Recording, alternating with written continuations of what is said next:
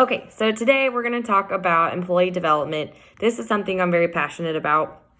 I think it's crucial in every organization. You need to invest in your employees and you need to develop your employees, no matter if they've been there one day or, 20 years.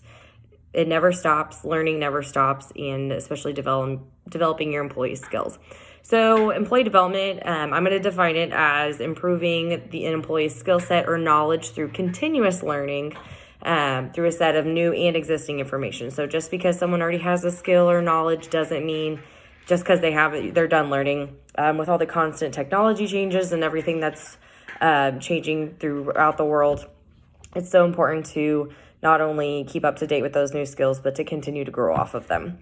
So a few different activities that can be used for employee development: definitely training, workshops, in-house training, continuing your education, going back to school are all great ways for employee development. Also, stretch assignments. This is something I've learned about.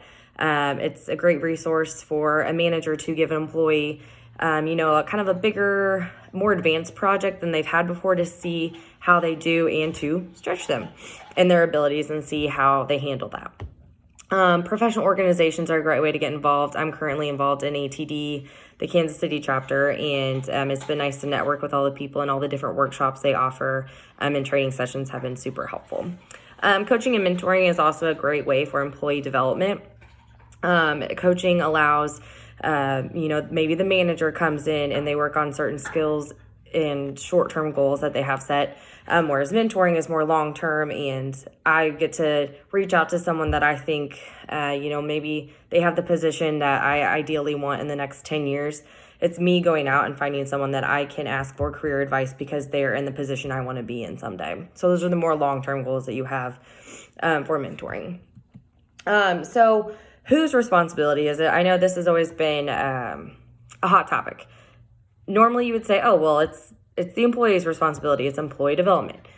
I'd have to disagree with that. I feel like employee development it is part of the employee's responsibility. They need to be motivated. They need to want to grow. But I think it is a really big part of who a manager is and what they do.